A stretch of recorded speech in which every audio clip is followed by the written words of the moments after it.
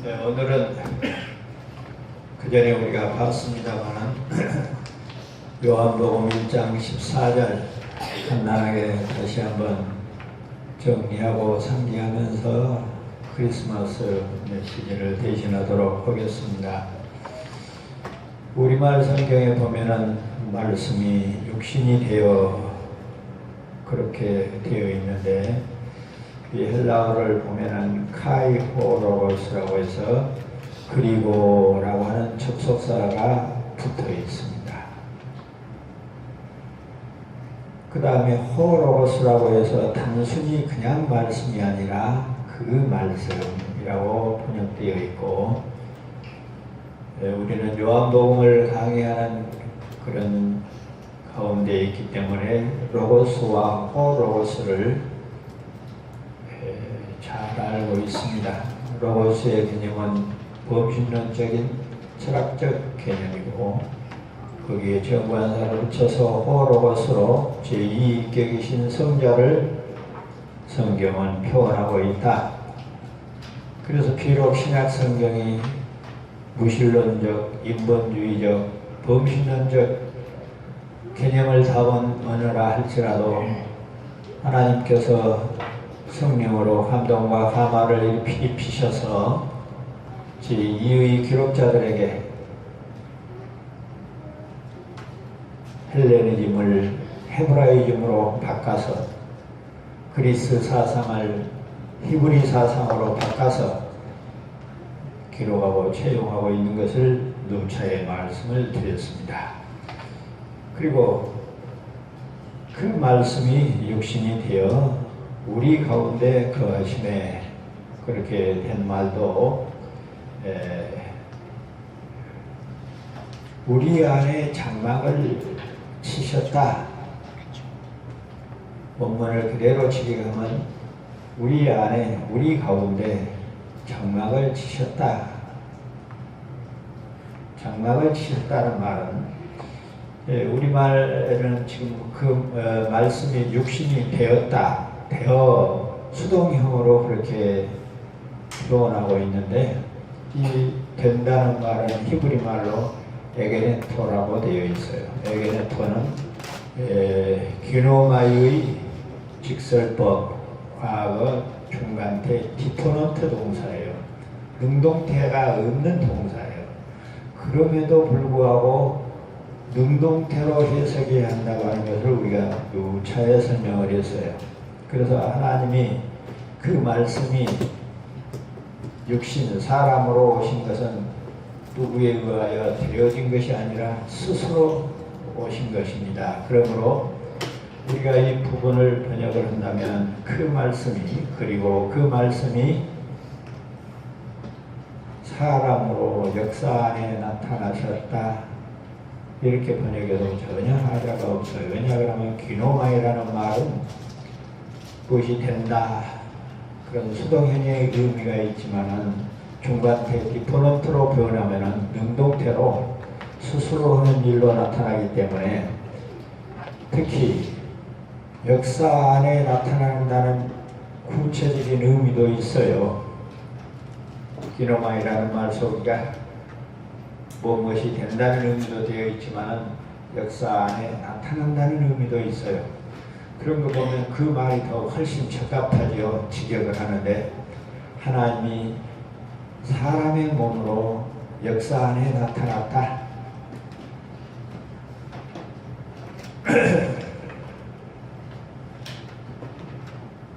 육신이라는 말도 크게 두 가지 의미로 사용되어 있죠. 히브리 말로, 헬라어로 사라크스는 뼈나 심줄이나 이런 것이 없는 순수한 살코기, 그것을 사라크스라고 말하고, 또 하나는 그 신과 대조되는 연약한 피조물의 인간을 나타내기도 하거든요. 그래서 여기서는 순수한 육신이라기보다는 그냥 인간 또는 사람이라고 번역하는 것이 훨씬 더 부드럽고 자연스럽다. 그래서 그 말씀이 사람으로 또는 인간으로 역사 안에 나타나셨다. 우리말 성경과는 조금 다른 내용으로 번역을 하니까 좀 생소하기는 해도 훨씬 더 실질적이고 문자적이면서 우리에게 와닿는 의미로 나타납니다. 그리고 하나님이 사람으로 오신 것은, 성육신 하신 것은 역사 안에서 일하기 시작한 것이거든요. 그런 점으로 봐서도 의미 있는 이야기다. 그래서 그리고 그 말씀이 사람으로 역사 안에 나타나셨다. 그런데 그 역사 안에 나타나시면 뭐이냐 그러면 우리 안에 장막을 치신 것이다. 여기서 장막을 친다는 말은 산다는 이야기죠. 근데 장막은 어떤 것이에요? 광야나 여행 가서 일시적으로 치는 것이 텐트거든요. 그래서 하나님도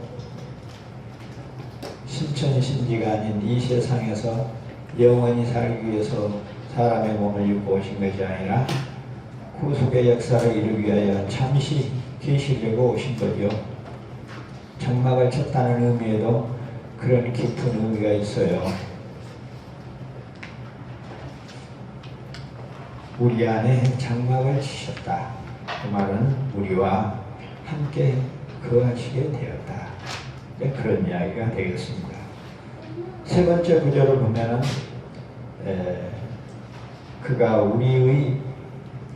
우리가 그의 영광을 보았다 그랬어요. 영광을 보았다. 근데 이 영광이라고 하는 사실은 하나님을 하나님으로 여기는 것을 영광이라고 하는데 실질적으로 눈에 보이는 어떤 그런 현상이 아니죠.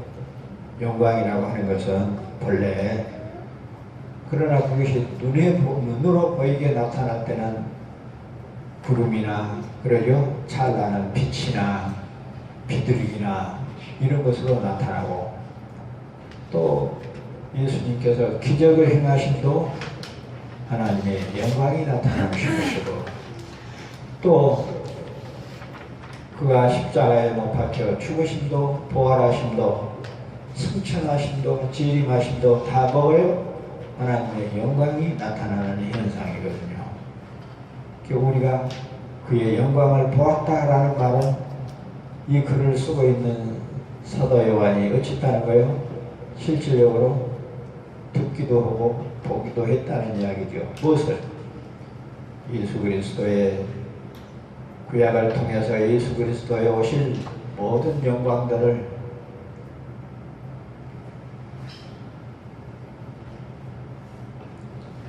창세전에 자기 백성을 예정하신 것부터가 영광이 시작되는 거죠. 그리고 창조 역시 영광스러운 것이고 그의 뜻을 따라 통치되는 모든 것이 하나님의 영광이죠. 영광이 뭐냐? 네 번째로 그 구절에 보니까 마지막 구절에 보니까 은혜와 사랑이 은혜와 진리가 충만하다 그랬어요. 은혜라는 말은 헬라어로 카리스라고 되어 있는데 카리스는 선물이죠. 선물은 사랑하는 사람이 사랑하는 사람에게 주는 것이기 때문에 카리스란 말은 사랑이라는 말로 대변이 되어요. 그러니까 은혜가 충만했다는 말은 사랑이 충만했다는 이야기죠. 하나님의 은혜가 뭐예요? 하나님이 우리를 사랑한 것이 뭐예요? 그가 우리를 위하여 십자가에 못 박혀 죽으신 거죠. 지난 시간에도 그 이야기를 한 것 같아요. 하나님의 은혜가 뭐예요? 하나님의 선물이 뭐예요? 하나님의 사랑이 뭐예요? 다 같은 말이죠. 그것은 우리를 위하여 십자가에 죽기까지 희생하신 것이 하나님의 사랑이요 예수 그리스도의 사랑이거든요. 여기에 진리다 하는 말은 단순히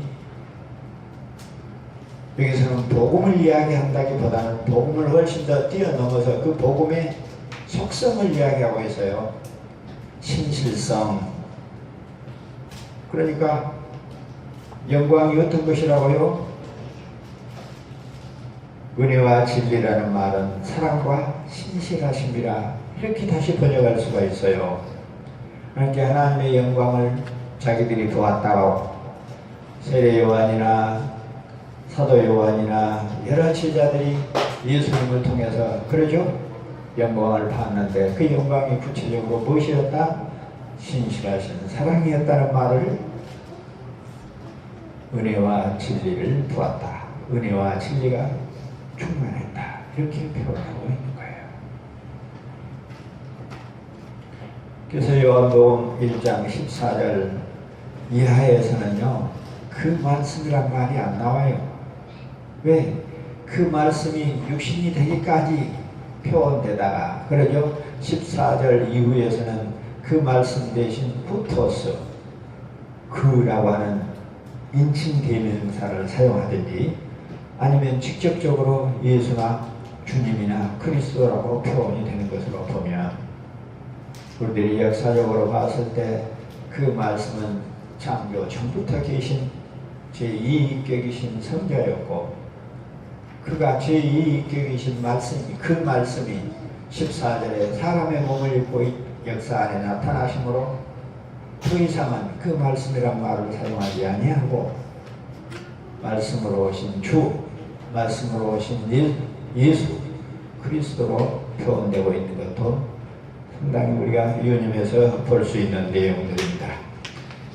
좀 오래돼서 다 잊어버렸을지 몰라도 요한복음 1장 14절에서 강해를 할 때 이야기가 되어진 일이고 그래서 14절을 다시 한번 정리하면 네 부분으로 정리가 된다. 첫 번째는 뭐라고요? 그 말씀이 사람으로 그러죠? 역사 안에 나타나셨다는 거예요.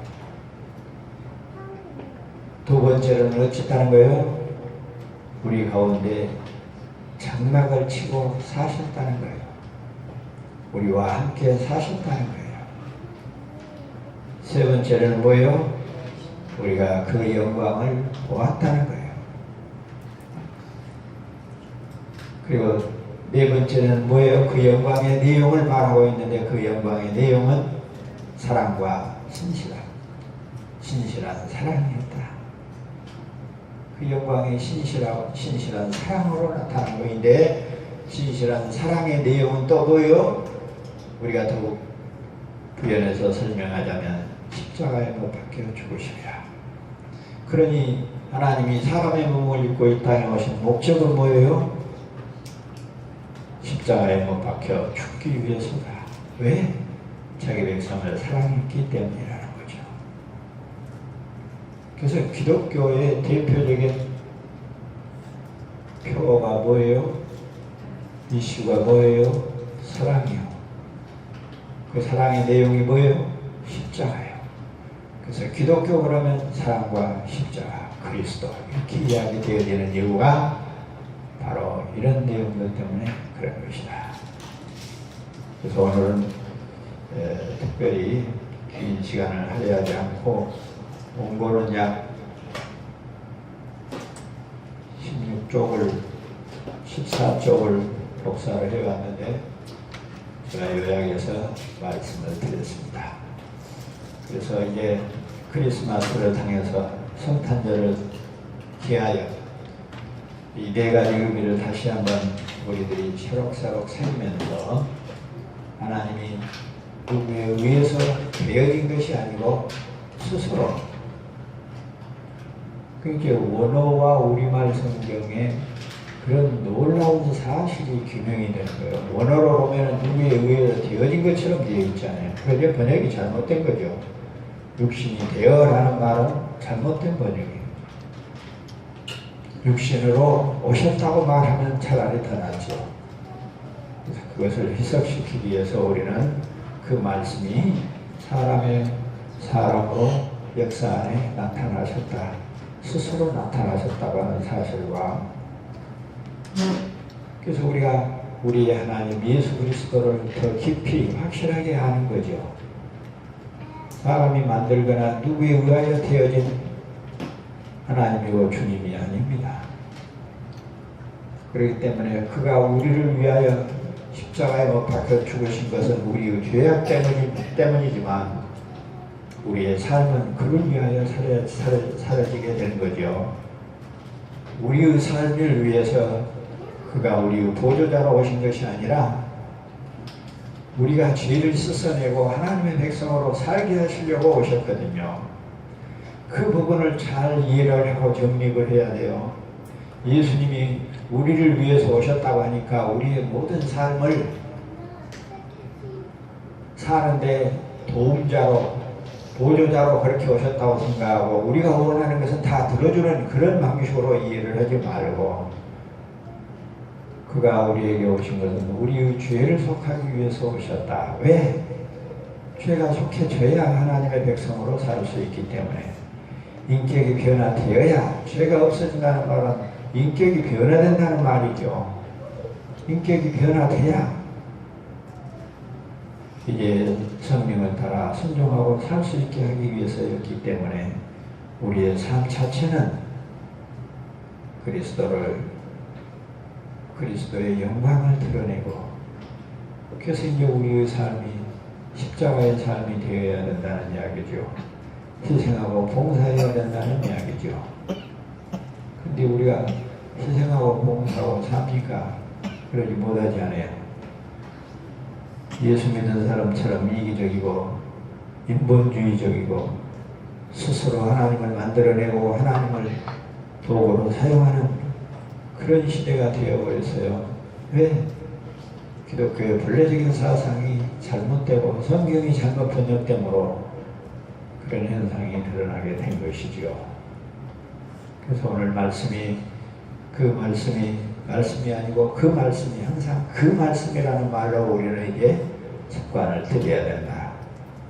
왜냐하면 말씀이라고 하는 말 속에는 여러 가지 복잡한 오해들을 불러일으키는 요소들이 있기 때문이다. 장막은 영원히 거하는 것이 아니라 일시적으로 임시적으로 거하는 곳이다.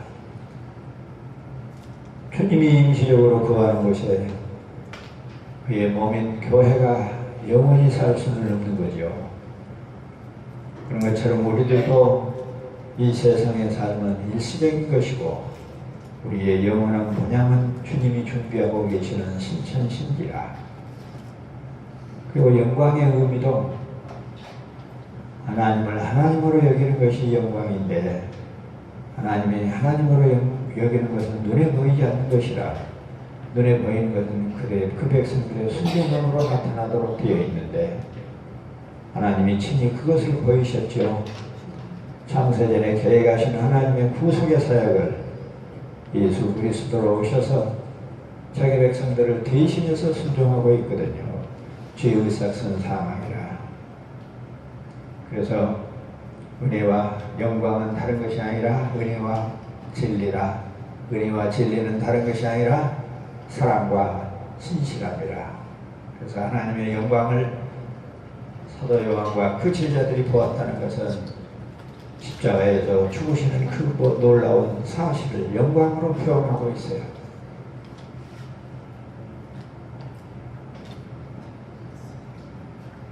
십자가의 죽으심을 영광으로 표현해요.